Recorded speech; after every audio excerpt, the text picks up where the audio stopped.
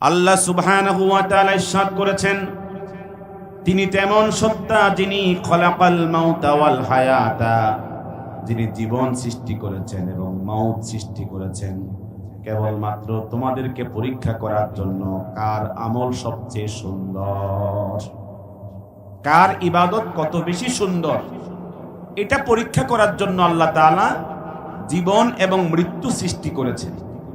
কি বলেন? হায়াত এবং মাউত সৃষ্টির পেছনে আল্লাহ তাআলার উদ্দেশ্য হচ্ছে কার ইবাদত কত বেশি সুন্দর। এই জন্য আল্লাহ সুবহানাহু ওয়া তাআলা পবিত্র কোরআনুল কারীমের ভিতরে এই আয়াতে কারিমার ভিতরে সূরাতুল কাফের ভিতরে 19 নম্বর আয়াতে আল্লাহ তাআলা বলেন, ওয়াজাআত সাকরাতুল মাউতি বিল হক যালিকা মা কুনতা মিনহু তাহিদ। আল্লাহ সুবহানাহু ওয়া তাআলা কি সুন্দর করে উপস্থাপন করেছেন, ওয়াজাআত সাকরাতুল মাউতি বিল হক, সত্যিকার অর্থে বাস্তবিকভাবে মৃত্যু আসবেই আসবে। যালিকা মা কুনতা মিনহু তাহিদ, এই মৃত্যু থেকে তুমি হাজার চেষ্টা করো পালিয়ে থাকার জন্য, কিন্তু মৃত্যুর যন্ত্রণা, মৃত্যুর কষ্ট আসবেই আসবে, কোনো সন্দেহ? বলেন, কোন সন্দেহ? সহিহ বুখারী 5330 নম্বর হাদিস, আমার আপনার নবী ইরশাদ করেছেন, কুল্লু ইমরিইম মুসাব্বাহুন ফি আহলিহি, প্রত্যেকটা মানুষ ঘুম থেকে জাগে, প্রত্যেকটা মানুষ বিছনা থেকে ঘুম থেকে ওঠে তার পরিবারের সাথে, তার ফ্যামিলির সাথে। ওয়াল মাউতু আদনা মিন শিরাকিন আলিহি, কিন্তু ওই বান্দা বান্দির মৃত্যু তার এত কাছাকাছি থাকে, জুতার পিতা যেরকম জুতার কাছাকাছি থাকে, তার থেকেও একজন ইমানদার, একজন বান্দা বান্দির মৃত্যু আরো বেশি কাছাকাছি থাকে। ঠিক কিনা? আমার আপনার নবীজি একদিন একজন সাহাবীর লাশ দাফন করেছেন। তাকে দাফন করার পরে নবীজি কবরের পাশে দাঁড়িয়ে দোয়া করেছেন। লাশকে দাফন করার পর কবরের পাশে দাঁড়িয়ে দোয়া করা সুন্নত। এখন এই সুন্নতের খবর নাই, ওই জানাজার নামাজের পরে দোয়া নিয়ে কামড়া কামড়ি, কথা কর না, ওটা নিয়ে খুব গুতাগুতি, খুব মারামারি। হুজুর লাশকে দাফন করে দোয়া করছেন, হুজুরের চোখ দিয়ে টপ টপ করে চোখের পানি পড়ছেন। নবীজি বললেন, সাহাবায়ে কেরাম, এই বাড়ি, এই কবর তোমাদের সবার জন্য নির্ধারিত। এই কবরে, এই বাড়িতে প্রত্যেকেই প্রবেশ করতে হবে, কথা কন না। মাউতু কাসিন কুল্লু নাসিন শারিবু, মাউতু কাসিন কুল্লু নাসিন শারিবু, কবর বাইতিন কুল্লু নাসিন দাখিলু। মৃত্যু নামক যেই শরাব, এটা প্রত্যেককেই পান করতে হবে, আর কবর নামক বাড়িতে প্রত্যেককেই প্রবেশ করতে হবে, কথা বলবে। নবীজি বলছিলেন, সাহাবায়ে কেরাম, ইয়া ইখওয়ানি, ও আমার সাথীরা, ও আমার সাহাবীরা, লিমিসলি হাদা ফাআইদু, এই কবরের জন্য, এই ঠিকানার জন্য, এই ঘরের জন্য সব সময় প্রস্তুত থেকো। যে কোনো সময় ঢুকতে হবে, কথা কোন, যে কোনো সময় এই জায়গায় আসতে হবে, এই বাড়িতে ঢুকতে হবে। লিমিসলি হাদা, এই কবরের জন্য ফাআইদু, পরিপূর্ণ প্রিপারেশন রাখো। প্রিপারেশন বুঝেননি? পরিপূর্ণ প্রস্তুতি রাখো। আমার নবীজি, আপনার নবীজি, যেই ইমানদার মৃত্যুর জন্য প্রস্তুত থাকে, বলেন কিসের জন্য প্রস্তুত থাকে? যেই ইমানদার নর নারী বান্দা বান্দি মৃত্যুর জন্য প্রস্তুত থাকে, এই ইমানদারের মৃত্যু মূলত তার জন্য মৃত্যু নয়, এই ইমানদারের মৃত্যু হলো আল্লাহর দেওয়া উপহার। কার উপহার? সকলে বলেন না কার উপহার? আমার আপনার নবীজি 5 লক্ষ হাদিসের হাফেজ ইমাম বাইহাকি শুআবুল ঈমানের মধ্যে এই গ্রন্থের 9119 নম্বর হাদিসে সহিহ সনদে হাদিস বর্ণিত হয়েছে। নবীজি বলেছেন, তুহফাতুল মুমিনি আল মাউত, মৃত্যু। যেই ইমানদার মৃত্যুর জন্য প্রস্তুত থাকে, ওই ইমানদারের জন্য মৃত্যু তার জন্য মৃত্যু নয়, ওই মৃত্যু হলো তার জন্য আল্লাহর দেওয়া উপহার। কার উপহার?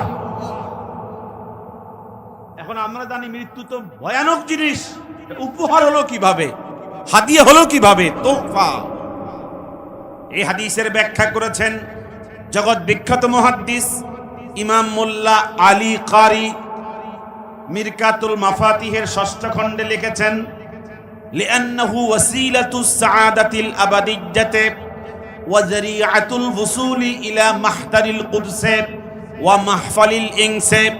যেই ইমানদার মৃত্যুর জন্য 24 ঘন্টা রেডি থাকে, 24 ঘন্টা প্রস্তুত থাকে, ওই ইমানদারের জন্য মৃত্যু তার জন্য মৃত্যু নয়, মৃত্যু হলো আল্লাহর দেওয়া উপহার। কারণ এই উপহারের মাধ্যমে সে আল্লাহর দিদার নসিব করে ফেলে। মৃত্যু একটা সেতু। মৃত্যু কি? একটা সেতু, একটা দরওয়াজা, একটা গেট, একটা ব্রিজ। এই যখন সেতুর মধ্য দিয়া, এই ব্রিজের মধ্য দিয়ে যখন মৃত্যু নামক সেতু পার হয়ে যায়, তখন ইমানদার জান্নাতের মালিক হয়ে যায়, তখন ইমানদার আল্লাহর দিদারে এলাহি নসিব হয়ে যায়। এজন্য ইমাম মোল্লা আলী কারি বলেছেন, লিআন্নাহু ওয়াসিলাতুস সাআদাতিল আবাদিয়্যাতি, মৃত্যুই কেবলমাত্র ইমানদারের সবচেয়ে বড় সফলতা। মৃত্যু না হওয়ার কারণে সে আল্লাহ সাক্ষাৎ পায় না, মৃত্যু না হওয়ার কারণে সে জান্নাতে যায় না। কথা বলেন ঠিক কিনা? মৃত্যুর মাধ্যমে সে সফলতা অর্জন করে, চূড়ান্ত সফলতা। ওয়া যারিআতুল ওয়ুসুল ইলা মাহদারিল কুদসে, আল্লাহর সামনে আল্লাহর সাথে মুলাকাতের জন্য মৃত্যু তার জন্য একটা বাধা। যখন এই হাদিয়া পেয়ে যায়, এই তোহফা যখন পেয়ে যায়, ডাইরেক্ট দিদারে এলাহি তার নসিব হয়ে যায়। এজন্য আল্লাহ তাআলা বলেছেন, লাকাদ কুনতা ফি গাফলাতিন আন হাদা ফাকাশাফনা আনকা গিতাআকা ফাবাসারুকাল ইয়াওমা হাদীদ। কথাটা কার? সকলে বলেন না কথাটা কার? আল্লাহ তাআলা বলেন, লাকাদ কুনতা ফি গাফলাতিন আন হাদা, তুমি তো এই মৃত্যু থেকে সব সময় উদাসীন ছিলা। সবসময় কি ছিলা? উদাসীন ছিলা। ফাকাশাফনা আনকা গিতাআকা, আজকে আমি তোমার মৃত্যুর মাধ্যমে পর্দা সরায় দিয়েছি, পর্দা সরায় দিয়েছি। ফাবাসারুকাল ইয়াওমা হাদীদ, আজকে তোমার চক্ষু পাথরের মতো শক্ত। আজকে তুমি ছেলে সন্তান চেনো না, কথা কর, স্ত্রী চেনো না, আত্মীয় স্বজন কাউকে চেনো না। এই আয়াতের ব্যাখ্যায় ক্বালা বা'দুস সালাফ, কেউ কেউ বলেন ক্বালাল হাসান আল বসরি, হাসান বসরি বলেছেন, আন্নাসু নিয়াম। ইমাম মুফতি শাফি রহমাতুল্লাহি আলাইহি তিনি তার মাআরিফুল কোরআনের মধ্যে তাফসীর গ্রন্থে লিখেছেন, সমস্ত দুনিয়ার মানুষ ব্যবসা করে ঘুমায়া ঘুমায়া, চাকরি করে ঘুমায়া ঘুমায়া, সংসার করে ঘুমায়া ঘুমায়া, আর যখন ফাইজা মাতু, যখন তারা মরে, তখন ইনতাবাহু, তখন তারা জাগ্রত হয়। বোঝেন নাই কথা? বোঝেন নাই? মানুষ ঘুমায়া ঘুমায়া কি করে? দুনিয়াদারি করে, সংসার করে, বাজার করে, চাকরি করে, ব্যবসা করে, আর যখন মরে তখন জাগে। তখন জায়গা লাভ আছে? তখন জায়গা লাভ আছে? এই জন্য আমার আপনার নবীজি বলেছেন, আমার আপনার নবীজি প্রিয় নবী হযরত মুহাম্মদ সাল্লাল্লাহু আলাইহি ওয়াসাল্লাম বলেছেন, লিমিসলি হাযা ফাআইদ্দু, এই কবরের জন্য ভালোভাবে প্রস্তুতি নিয়ে আইসো। জোরে কোন সুবহানাল্লাহ। খুব মনোযোগ দিয়ে একটা হাদিস শোনাচ্ছি। সহিহ বুখারীর 5000, 6000 29 নম্বর হাদিস, আন আয়েশা রাদিয়াল্লাহু তাআলা আনহা ক্বালাত, নবীজির প্রিয়তমা স্ত্রী আমাদের মা হযরত আয়েশা সিদ্দিকা রাদিয়াল্লাহু তাআলা আনহা বলেন, ইন্না রাসূলুল্লাহি সাল্লাল্লাহু আলাইহি ওয়াসাল্লাম কানা বাইনা ইয়াদাইহি রাকওয়াতুন আও উলবাতুন ফিহা মা। হুজুর যখন মৃত্যুর সময় হাজির হয়েছে, হুজুরের জন্য আজরাইল আসছে কিনা, রুহু কবজ করছে কিনা। কোন কোন ভণ্ড বেদাতি বলে হুজুরের রুহু কবজ হয় নাই। হেগো কথা শুনলে আমার মাথায় ঢুকতো না, কি কয় এত আশ্চর্য আজগুবি কথা। আরো কয় কি জানেন, নবীজি মৃত্যুবরণ করেন নাই, হুজুরের শানের খেলাপ। দেখি হুজুরের শানের খেলাপ, হুজুর মৃত্যুবরণ করেছেন এটা বলা যাবে না, অতি ভক্তি সুরের লক্ষণ। আল্লাহ তাআলা আমার নবীর শানে বলেছেন, ইন্নাকা মাইয়িতুন ওয়া ইন্নাহুম মাইয়িতুন। কথাটা কার? নবী, তুমি নবী, মৃত্যুবরণ করবে আর তারাও মৃত্যুবরণ করবে। আল্লাহ বলে নবীর মৃত্যু হবে, আর হে বেদাতি কয় নবীর মৃত্যু হয় নাই। ডাইরেক্ট কোরআনের বিরুদ্ধে। এরপরে কয় সুন্নি, কথা কন, আয়াতের বিরুদ্ধে কয় সুন্নি। আমার মাথায় ধরে না, বন্ড থাকার সীমা থাকা দরকার। কোরআনের বিরুদ্ধে কথা বলে কয় সুন্নি। আল্লাহ তাআলা বলেন, আফা ইম্মাতা, যদি তিনি মারা যান, মৃত্যুবরণ করেন, আও কোতেলা, অথবা শহীদ হয়ে যান, তো আমার নবীর জন্য আল্লাহ তাআলা মাতা মানে কি মৃত্যুবরণ করেন কথাটা বলেছেন। এছাড়াও তো আল্লাহ তাআলা বলেছেন, কুল্লু নাফসিন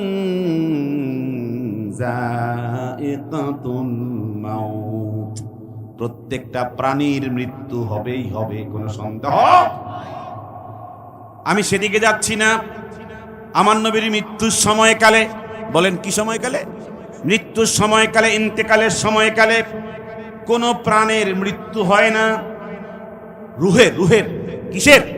রুহের কোন মৃত্যু হয় না, রুহের ইন্তেকাল হয়। রুহ কি হয়ে যায়? এই দুনিয়া ছেড়ে ওই দুনিয়ায়, ওই পরকালে চলে যায়, রুহের ইন্তেকাল হয়। কিন্তু কোন বডির কি হয় না? ইন্তেকাল হয় না। সমস্ত বডি নিচ্ছিন্ন হয়ে যাবে, কেবলমাত্র নবীগণ এবং রাসূলগণের দেহ মোবারক অক্ষত কিয়ামত পর্যন্ত জীবিত থাকবে। এদের দেহ মোবারক জমিন গ্রাস করতে পারবে না। কথা বলেন ঠিক কিনা? স্পেশাল মর্যাদা, স্পেশাল সম্মান। হাদিসটা মনোযোগ দিয়ে শুনি। নবীজির প্রিয়তমা স্ত্রী আয়েশা বলেন, ইন্না রাসূলুল্লাহি সাল্লাল্লাহু আলাইহি ওয়াসাল্লাম কানা বাইনা ইয়াদাইহি রাকওয়াতুন আও উলবাতুন ফিহা মা। মৃত্যুর সময় নবীজির সামনে একটা পানির পাত্র ছিল। কথা কন না, কিসের পাত্র? পানির পাত্র ছিল। ফাজআলা ইউমসিহু ফাজআলা ইউদখিলু ইয়াদাইহি ফিল মা। নবীজি মৃত্যুর যন্ত্রণা থেকে বাঁচার জন্য, একটু মৃত্যুর কষ্ট কম অনুভব করার জন্য আশা করে পানির পাত্রের ভিতরে দুই হাত মুবারক ঢুকাইয়া দিলেন। ফায়ামসাহু বিহিমা ওয়াজহাহু, হাত ঢুকাইয়া দুই হাত বের করে এই ঠান্ডা হাত চেহারার মধ্যে মুছতেছেন।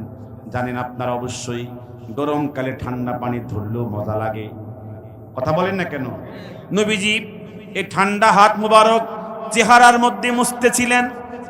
আর ওয়ায়াকুল, তিনি বলতেছিলেন, লা ইলাহা ইল্লাল্লাহ মুহাম্মাদুর রাসূলুল্লাহ। বলেন লা ইলাহা, সকলে বলেন লা ইলাহা। এই কালেমা কেন পড়েছিলেন?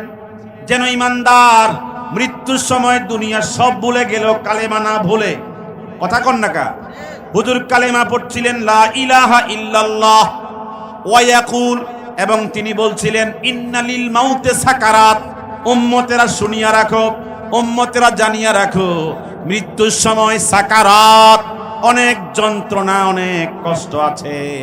তোমার ছেলে, তোমার মেয়ে, আত্মীয় স্বজন, বন্ধু বান্ধব তোমার সামান্য মৃত্যুর কষ্ট কান্দে নিবে না? নিবে। আমার মৃত্যুর যন্ত্রণা আমাকেই ভোগ করতে হবে, আমার মৃত্যুর কষ্ট আমাকেই নিতে হবে। এজন্য হুজুর বলেছেন, লাকিনু মাউতাকুম, তোমাদের কারো যখন মৃত্যুর সময় হাজির হয়, ওই অবস্থায় শয়তান তার থেকে মৃত্যুর কষ্টের সময় ঈমান এবং কালেমা কেড়ে নেয়। তোমরা তাদের পাশে বসে বসে তালকিন দিও, শিখাইয়া দিও লা ইলাহা। এজন্য মৃত্যুর সময় মৃত্যুর শয্যায় সজ্জিত ব্যক্তিকে কি করতে হবে? কালেমা শিখাইতে হবে, কারণ ওই সময় শয়তান কালেমা কেড়ে নেয়, ছিনিয়ে নেয়। ঠিক কিনা বলেন? এজন্য আমার আপনার নবীজি বলছেন, ইন্নামাল আমালু বিল খাওয়াতিম, যার শেষ ভালো তার সব ভালো, যার ঈমানের সাথে মৃত্যু সে সফল। কথা কোন ঠিক কিনা? এজন্য বলতে চেয়েছিলাম, আমার নবীজি বলছেন, ইন্নালিল মাউতে সাকারাত, মৃত্যুর সময় অনেক যন্ত্রণা আছে, অনেক কষ্ট আছে। ওই মৃত্যুর জন্য ভালো করে প্রিপারেশন নিয়ে নাও। বলেন না আলহামদুলিল্লাহ। আমার নবীজির ইন্তেকালের সময় কেমন কষ্ট হয়েছে একটা হাদিস শরীফ শোনাই, আপনাদের জেহেন পরিষ্কার হয়ে যাবে। আন আব্দুল্লাহ ইবনে মাসউদ, সহিহ বুখারীর 5669 নম্বর হাদিস।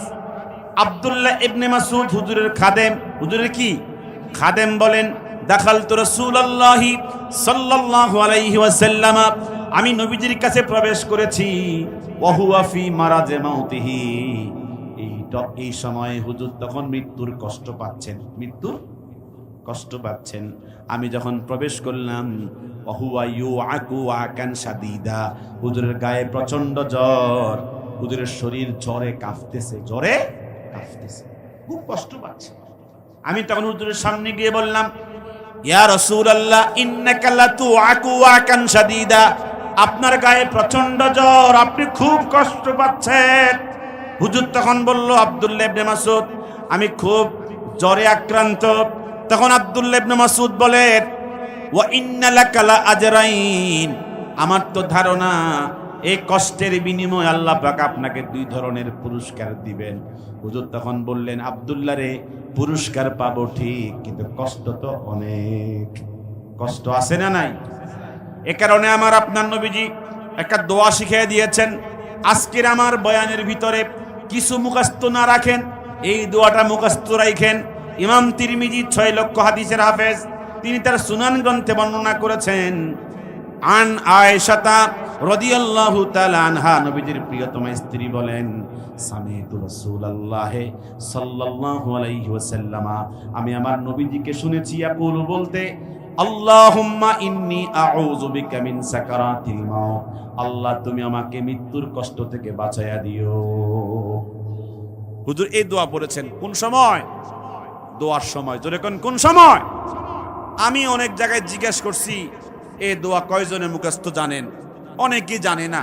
যেই দোয়াই মুখস্থ জানে না, সে পড়বে কতক্ষণে? মরার পরে পড়বো। হ্যাঁ, মরার পরে পড়বো। আল্লাহ যেন আমাদেরকে মুখস্থ করার তৌফিক দান করেন।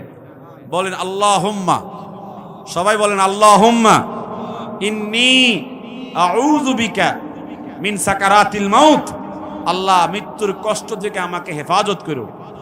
আল্লাহ যেন আমাদের সকলকে মুখস্থ করে এই দোয়া মাঝে মাঝে অন্তত স্মরণ করার তৌফিক দান করেন।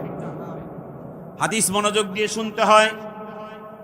আন উবাইদুল্লাহ ইবনে আব্দুল্লাহ, নবীজির সাহাবী উবাইদুল্লাহ ইবনে আব্দুল্লাহ, নাসাই শরীফের বর্ণনা, সুনান গ্রন্থে রওয়ায়াত করেছেন ইমাম নাসাই। উবাইদুল্লাহ বলেন, দাখালতু আলা আয়েশাতা, আমি আমার মা নবীজির স্ত্রী আয়েশা রাদিয়াল্লাহু তাআলা আনহার কাছে আসলাম। ফাকুলতু লাহা, নবীজির স্ত্রীকে বললাম, আলা তুহাদ্দিসিনি আন মারাদে রাসূলিল্লাহ সাল্লাল্লাহু আলাইহি ওয়াসাল্লাম। বলেন নবীজির স্ত্রীকে, আমাদের মাকে তিনি জিজ্ঞেস করলেন, আলা তুহাদ্দিসিনি, আপনি কি আমাকে শোনাবেন না, বর্ণনা করবেন না? আন মারাদে রাসূলিল্লাহ সাল্লাল্লাহু আলাইহি ওয়াসাল্লাম, নবীজির ইন্তেকালের সময় কেমন ব্যথা, কেমন কষ্ট পেয়েছেন। তখন নবীজির স্ত্রী বলেন, ইয়া উবাইদাল্লাহ, এই উবাইদুল্লাহ, লাম্মা সাকুলান নবিয়্যু সাল্লাল্লাহু আলাইহি ওয়াসাল্লাম, হুজুরের যখন মৃত্যুর কষ্ট বেড়ে গেছে। কিসের কষ্ট? সবাই কথা বলতে হয়, কিসের কষ্ট? লাম্মা সাকুলান নবিয়্যু সাল্লাল্লাহু আলাইহি ওয়াসাল্লাম, হুজুরের যখন মৃত্যুর ব্যথা কষ্ট বেড়ে গেছে, ফাকালা, হুজুর আমাকে বলছে, ইয়া আয়েশা, ও আয়েশা, আসাল্লান নাস, আমার সাথীরা কি নামাজ পড়েছে?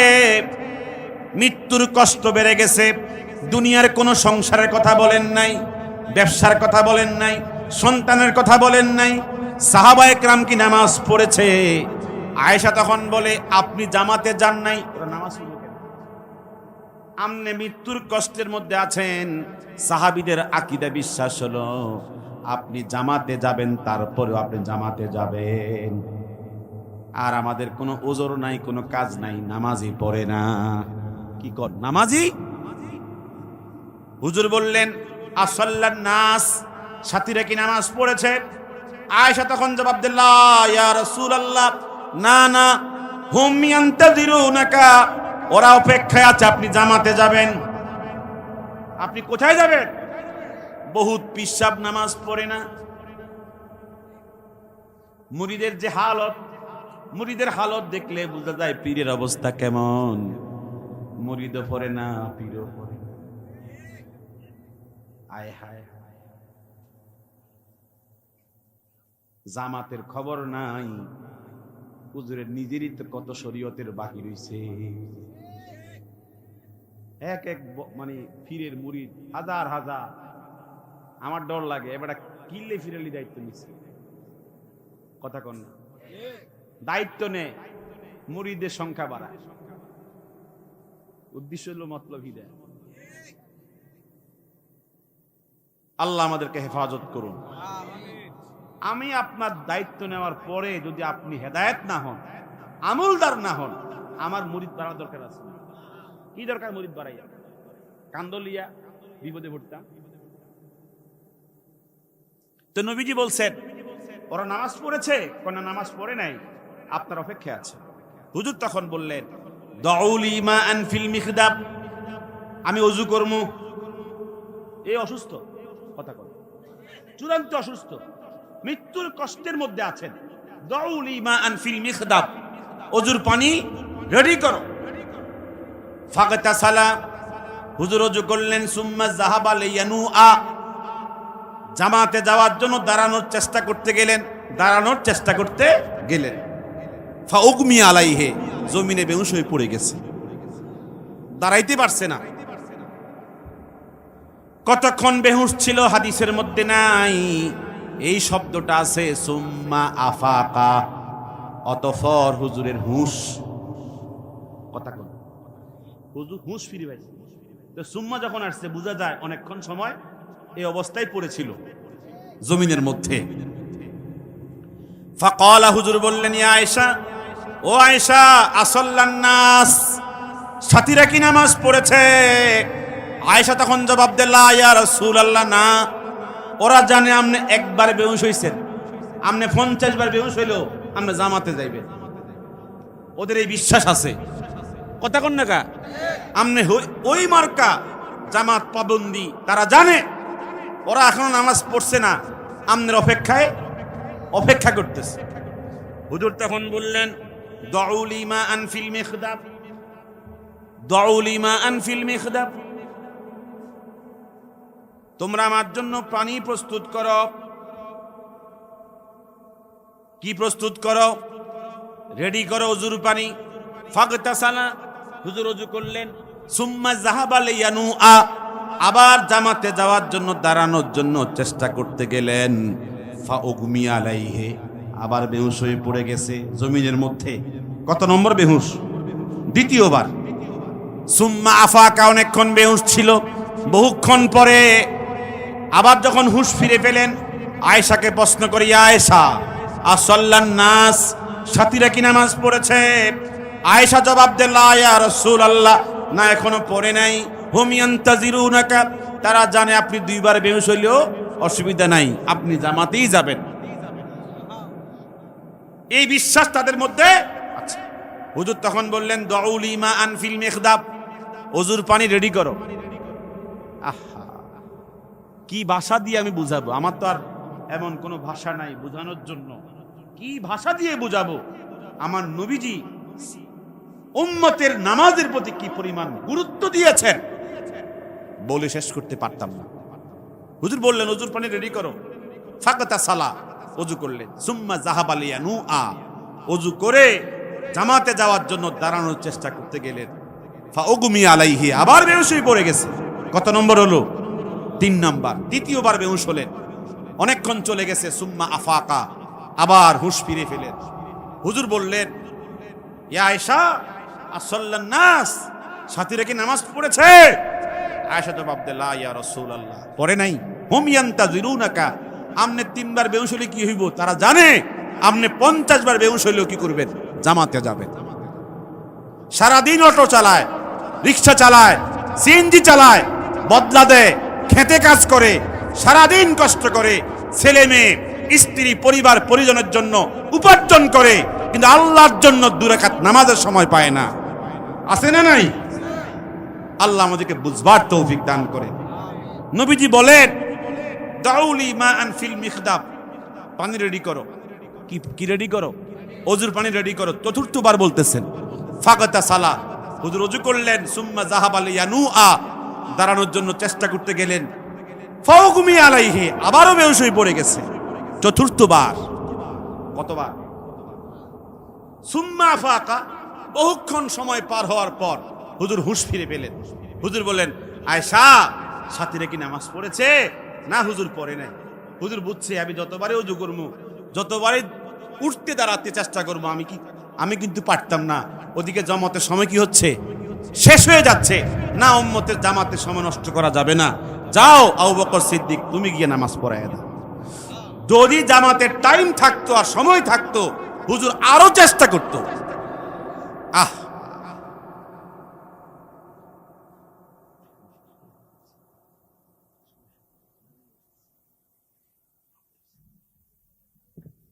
তো নবীজি ভালোবাসার কারণে আসলে দাওয়াত রাখা। আমি কিন্তু এই ছেলেটা, বিশেষ করে এই ছেলেটাও খুব মহব্বত করছে। আমরা একটা টোকেন দিছি, আমি টোকেনটা স্মৃতি হিসেবে রেখে দিছি। আপনাদের গ্রামের একটা কি ভালোবাসা বুঝবেন। লিখেছে ওহিব্বুস সালিহিনা ওয়ালাস্তু মিনহুম লাআল্লাল্লাহা ইয়ারযুকুনি সালাহা। খুব চমৎকার একটা কথা লিখে দিয়েছেন আমাকে, যে আমি ভালোবাসি নেককারদেরকে। তা আমি তো নেককার হতে পারি নাই। আশা করা যায় নেককারদের ভালোবাসার কারণে আল্লাহ পাক আমাকেও নেককার বানায় দিবে। এই কথা লিখছে সে। এই গ্রামের জন্য স্মৃতি থাকবে আমার জীবনের জন্য। আমি এটা রেখে দিয়েছি চূড়ান্ত, আমার যেখানে রাখলে পরে কখনো হারাবে না। এটাকে আমি স্মৃতি হিসেবে রেখে দিয়েছি। আপনার গ্রামের জন্য নেয়ামত। কথা কোন না, কি কথা বলছে সে? উহিব্বুস সালিহিনা ওয়ালাস্তু মিনহুম, আমি নেককারদেরকে ভালোবাসি। আমি নেককার যদিও না হতে পারি, এই ভালোবাসার কারণে আল্লাহ পাক আমাকেও নেককার বানাতে পারেন। কি চমৎকার কথা বলছে। আল্লাহ তাআলা যেন আমাদের সকলকে নেককার হওয়ার তৌফিক দান করেন। আমি মূলতই এখন যে বায়ান করব, সে শরীর স্বাস্থ্য, সে মন মেজাজ এখনো তৈরি হয় নাই। শুধু গালিগালাজ, মারামারি, এখানে মারবো সেখানে মারবো। আমি কি খুন করছি নাকি মানুষের হত্যা করছি? আমার কি এত বড় অপরাধ হয়েছে? কি কথা কর না, মানুষ মারছি আমি না কারো টাকা চুরি করছি? তা আমার এরকম করে কেন? আমার কি অপরাধটা হয়েছে? আমি কালেমা ছেড়ে দিছি? কি কথা কর না, তা আমার উপরে এত খেপা কেন? খেপা কেন আমার উপর? আমি তো গালিগালাজ করি না। এই আজকে আপনাকে অটোতে আসতে সময় আমারে ফোন দিছে এই পাশের থেকেই, বলতাম না ঠিকানা, পরে আমারে খুব গালিগালাজ করতেছে। আমি তখন বললাম যে মা ইয়ালফিযু মিন কাউলিন ইল্লা লাদাইহি রাকীবুন আতীদ। এরপরে বললাম আল ইয়াউমা নাখতিমু আলা আফওয়াহিহিম ওয়া তুকাল্লিমুনা আইদিহিম ওয়া তাশহাদু আরজুলুহুম বিমা কানু ইয়াকসিবুন। এই দুটো আয়াত শুনাই দিছি, এটা মোবাইল কেটে দিছি। বুঝেন না কথা? দেখছি যে মা গো, যে আয়াত শুনেছে আল্লাহ জানে কোন দিকে যায় আমার। আল্লাহ যেন আমাদের সকলকে হকের উপরে থাকার তৌফিক দান করেন। আমি আসবো আপনাদের গ্রামে, এমনি বেড়াইতে আসবো ইনশাল্লাহ। বলেন, এমনি বেড়াইতে আসবো, আমি এমনিতেই বেড়াইতে আসবো। আপনারা আমাকে প্রাণ ভরে আমি দোয়া চাই, আমিও দোয়া করি আপনাদের জন্য। আল্লাহ পাক আমাদের সকলকে ইস্তেকামত থাকার তৌফিক দান করেন। আজকে এই পর্যন্ত, আমার প্রতি কষ্ট রাখবেন না, শুধু অনুরোধ রক্ষা করার জন্য। যেহেতু মুরাদনগর আমার নিজের এলাকা, ওখানে না গেলে অনেক সমালোচনা হবে, কি বলেন?